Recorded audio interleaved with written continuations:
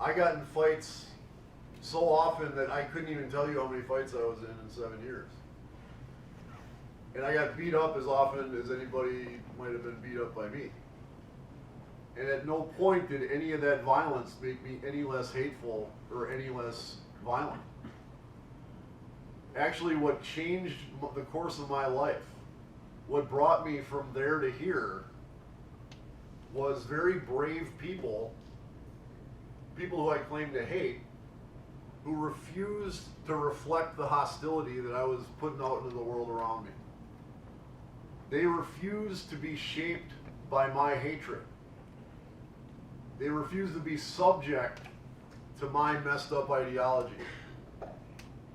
And instead of falling prey, instead of playing into my hands and reflecting my aggression with more aggression, these people set examples of kindness and compassion and forgiveness. They set an example for me of how a human being should treat another human being. It was a Jewish boss, a lesbian supervisor, black and Latino coworkers, who treated me with kindness when I least deserved it. And those acts of kindness, while they didn't change me like on the spot, they were crucial in building up the exhaustion that led me to really be looking for an excuse to leave the movement, as we called it. And believe it or not, the night that video was taken was the night that I found that excuse to leave. I got involved in a white power skinhead gang in 1987. Me and two friends of mine started it in Milwaukee. And we really started it because we were just angry, pissed off kids. Like many other angry, pissed off kids around the world. Whether it might be in Fallujah or in Brooklyn, when you're a teenager and you're frustrated, you got these hormones raging, it's easy to make mistakes and go down the wrong path. I helped to start this white power skinhead gang because I wanted to piss people off. I wanted to get in fights. I wanted to lash out at the world because I was suffering having grown up in an alcoholic household. Now, looking back at my childhood and having traveled quite a bit and worked with communities to try to help everyone realize happiness and success, I realized that there are literally probably billions of children on the face of the earth who would have happily traded childhoods with me. I never want to come off like, oh, I had it so rough, my childhood was so horrible. My dad drank too much and my mom suffered because of it. But I lived in a nice house, I lived in a nice neighborhood, I never went hungry, I never took a beating. I had all kinds of things that billions of children wish they had. Nonetheless, that suffering drove me to distance myself from my parents and lash out at other kids and lash out at the world. And so at a very young age, I kind of get like a habit of causing trouble and getting a kick from it. I got like an adrenaline rush from it. And like any other substance abuse, what you do the first time, 10 times later, it doesn't get you off. So I had to keep escalating my antisocial behavior. That's how I went from a bully on the school bus to a white power skinhead at age 16. Now, being involved in hate groups for 7 years was an exhausting process. Excuse me. It was exhausting to have to cut myself off from the rest of the world. When you adopt a fundamentalist ideology of any kind, whether it is racist, whether it's political, whether it's religious, when you try to see the world from a fundamental lens, a lens of black and white, and like this is the good, this is the evil, you are going to be constantly disappointed. You're going to be constantly questioned just by what happens in the world around you. Because the world is not a fundamental place. Really, the only thing we can say that's fundamental about the world around us is change. Change is the only constant that we know of as human beings in the known universe. And when this change is constantly blowing your ideology out of the water, and you've assumed that ideology as your identity, that is going to put you in a constant state of intimidation and a constant state of siege to like defend this ideology from the world that indicates it's all bullshit. That was exhausting to deal with that for 7 years. In that process, I had to cut myself off from all culture that I had once enjoyed. Growing up in Wisconsin, of course, I'm a Green Bay Packers fan. And we did almost there this year. Not quite where we wanted to be, but back then I loved the Packers as much as I do now. But on Sundays, I couldn't sit down and watch the Packer game with my skinhead buddies. Anyone want to take a guess why? Why would a white power skinhead not watch football? Black player? Black player? Exactly. A football team is really like, a successful football team has to be an example of multiculturalism, like functioning at its best. If that team doesn't play as a team, and if these teammates don't see each other as almost one entity, they're not going to win football games. So it's a very anti-racist thing, actually. And so I couldn't like enjoy the football game, and I couldn't even talk about it with my racist buddies. So I had to like sneak away on Sundays and lock myself in my dingy little efficiency apartment and turn the Packer game on really low.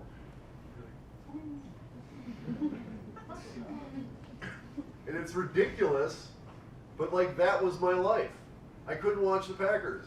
I couldn't admit that I loved Seinfeld, which came out back then, and I still love it. It's my favorite show ever. I couldn't love the music that I had once loved. I couldn't love the movies that I had once loved. That was exhausting. It was exhausting to do things that I knew were wrong. I had attacked innocent people because of the color of their skin, because I thought they were gay, because I was drunk and they were in the wrong place at the wrong time. And sometimes even as I was hitting someone, I knew that what I was doing was wrong, but I didn't have the courage to answer that inner voice. I didn't have the courage to be accountable to myself. So I had to suppress that knowledge that what I was doing was a horrible thing. That was exhausting. What was most exhausting of all, though, was these acts of kindness. Was when I wore a jacket with a swastika patch on it to my job where I printed t-shirts working for a Jewish man that my mom had known since high school. And when my mom heard about this, she called up her friend Jack, who gave me this job, and she was in tears, and she was basically calling him up to say, I understand if you fire my son, and I don't blame you one bit. And as she's sobbing to Jack, saying, I don't know where I went wrong, I don't know, what to do, I'm so sorry about this, like, please accept my apologies. Jack just goes, he's a good kid. He's just going through a phase. And not only did he not fire me, he hired my skinhead buddies to come work there as well. And then as we worked there, we would all bitch about how the Jews were taking our money. When in reality, we had a means of supporting ourselves thanks to the good graces of a Jewish man. Also at this place where I was working, like I was good at printing t-shirts. I could print them good, and I printed a lot of them. I was good at showing up for work. I was rarely late. I rarely called in sick, but I did show up drunk often. I showed up hungover if I wasn't drunk. And I rarely had a lunch. So one day I'm in the break room, and I'm kind of collapsed in the corner there, and I'm just miserable, and I got a horrible hangover, and I'm starving. And a black guy I work with is sitting down, and he's opening up his lunch, and he's got a sandwich that's cut in half there, and he sees me in the corner, and he's like, hey, skinhead, you want to have this sandwich? He knew what I was about because I told him, and I told everybody there. And I had swastikas on my jacket, like everybody knew my deal. But he saw me in the corner miserable and hungry. He offered me a sandwich, just out of sheer kindness, when I least deserved it. I certainly didn't deserve anyone to share anything with me. And I sure didn't want to take this sandwich, but I got up anyway because hunger's a pretty powerful motivator. And I walked across the room and I snatch it out of his hand. I go back in the corner and eat it. I don't even say thank you to him.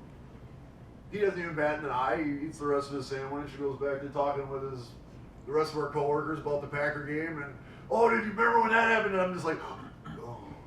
I can't talk about that either. Those acts of kindness, while they didn't change me on the spot, they planted seeds in my heart. Everything we do plants a seed. Every action we do plants a seed. Every thought in our mind is a seed that leads to action. And the seeds that were planted in my heart by this man's kindness, by my boss's kindness. My supervisor was a lesbian woman named Marcy. And she knew my deal also. But she also liked punk rock, like I used to like. And she'd come, and when I was sitting by myself at lunch or break, she'd come sit with me and talk about punk rock. And I smoked back then, and I despise smoking now, so don't smoke anybody. But she'd give me cigarettes. And she was kind to me. And I knew she was a lesbian, and I knew that I was spouting out all this homophobic nonsense left and right all the time. But she was kind to me anyway. Those acts of kindness helped to change the course of my life. It bring me to a point where I was looking for an excuse to leave the movement. That excuse came in two forms. In early '94, my girlfriend and I broke up. Go figure, but hate and violence isn't really conducive to a healthy relationship between a man and a woman. And I found myself a single parent to our 18-month-old daughter, who you see here. She's a very little girl. And a couple months after becoming a single parent, the night of that concert, after that concert, a second friend of mine was shot and killed in a street fight. That gave me the excuse I was looking for. Then I finally hit me that if I didn't change my ways, death or prison was going to take me from my daughter. So I left the movement that night. That was the last night that I considered myself a white power skinhead. That brought me here today to speak with you all. That brought me to meet Party Kalika and work and serve to unite. Now, as you're seeing these photos come by, you're getting a glimpse of my life nowadays. I'm so blessed, and I'm so grateful every day. I get to travel all over the place. I get to talk to all kinds of amazing people. I can watch football anytime I want. I could go back to loving the Beastie Boys and Seinfeld and all the movies and directors and actors I want. I can revel in ethnic cuisine, which I do all the time. And I am grateful to not be subject to the fear and ignorance and hate and violence that I once subjected myself to. So if you see these pictures, can somebody tell me what's the big difference they noticed between the Arno in these pictures and the Arno at the beginning of the video? Anyone? A smile, absolutely. That's the answer we're looking for. I did this talk at a CVE conference in Abu Dhabi last summer, and when I asked that question, this woman goes, "Your body." Oh, thank you, yeah. No, your body language, I mean, yeah. But the smile is really what's important. That smile is because of this body. It's because of who I am today. It's because that I got to this place from where I was. On August 5th, when a guy who was part of the gang that I had helped to start walked into the Sikh temple of Wisconsin, and he shot 6 people, including Pardeep's father. I had already been active, like doing nonviolent problem solving in the inner city, sharing my story with people, hoping to get kids to not make the same mistakes that I made. I've been doing that since 2010. August 5th gave what I was doing an entirely new meaning. It gave it an entirely new urgency. And there certainly was an urgency to begin with. Like, I came public with my story. I left behind a fairly successful career as an information technology consultant to do this because it was important to me to counteract the harm that I had done. I've done a great deal of harm in those 7 years. Harm that's still having repercussions today. So just to be able to live with myself, I need to have a positive impact on the world to at least counteract that harm and ideally surpass it. August 5th,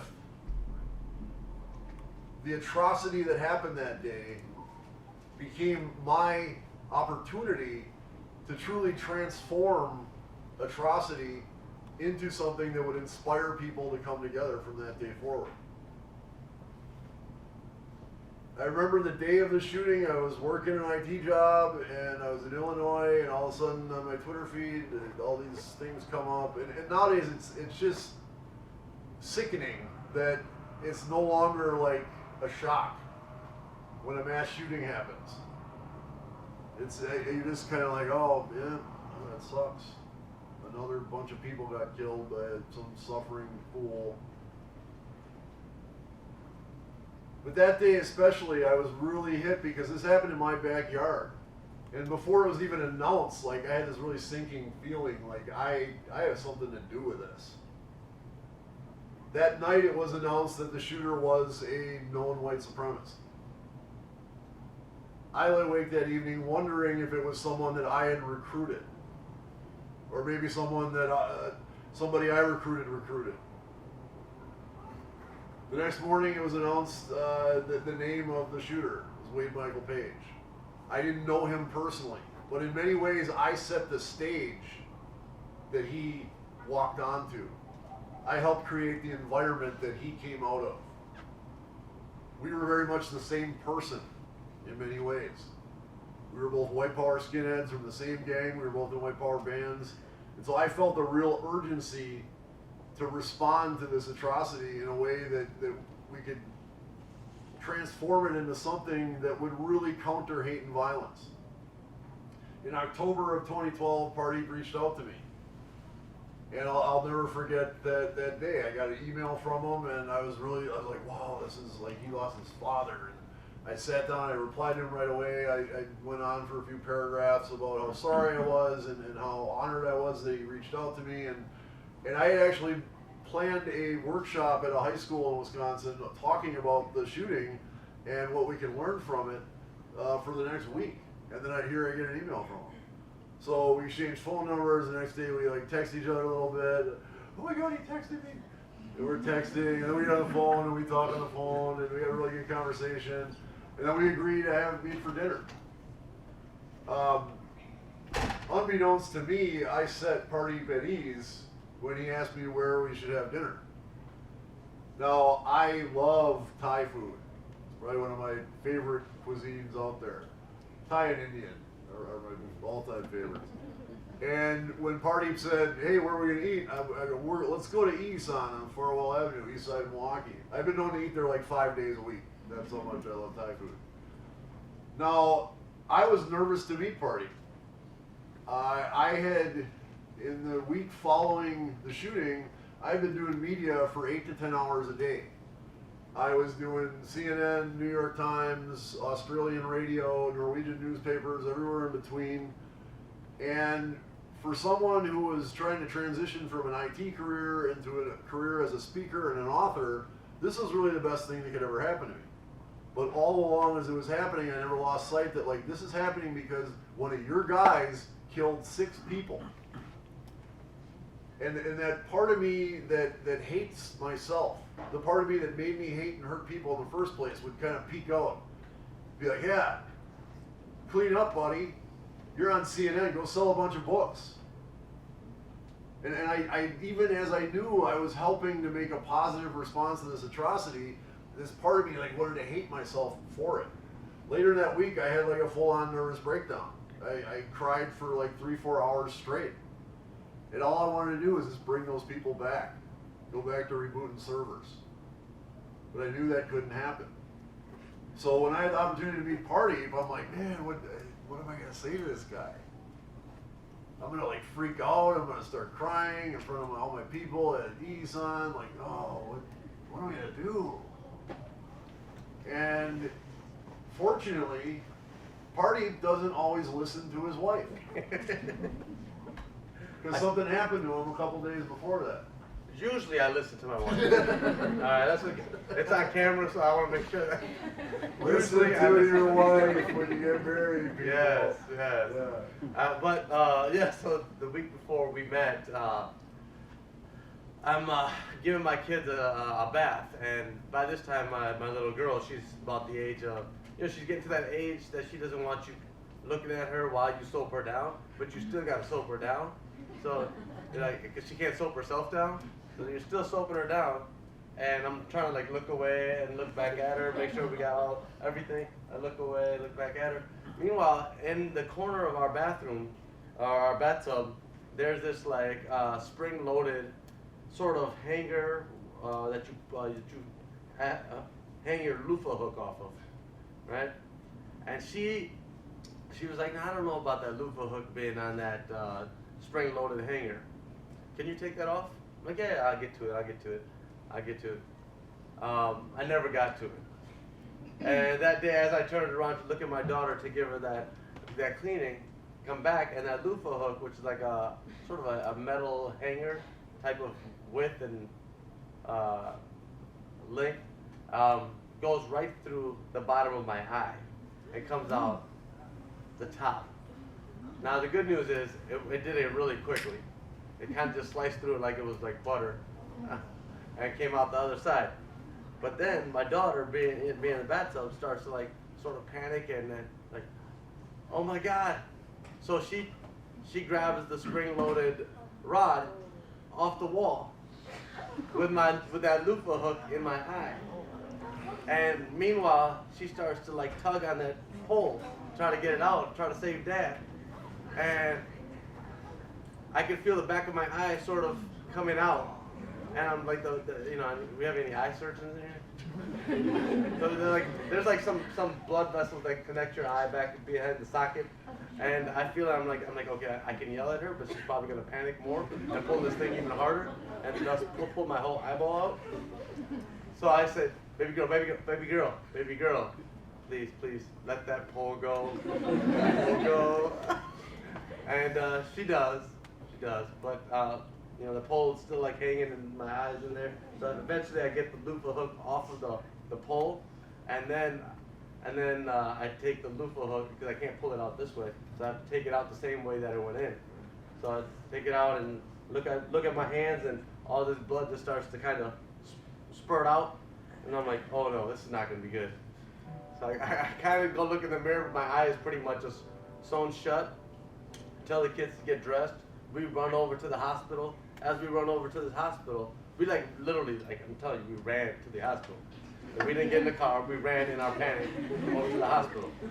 And it was like a couple blocks away. I get to this walk-in clinic, and they look at me, and they look at my hands, they look at my eye, and they're like, no, you can't bring that here. You can't bring it. How? I'm in a walk-in clinic, and I can't bring it in here? What's going on? On the way there, I was calling my wife, and I'm like, honey, you ain't gonna believe what I just did. Remember that loofah hook you told me to get off the? Yeah. And so she was hurrying back home, and she met us at the walk-in clinic as I was walking out. And so she was my ambulance driver.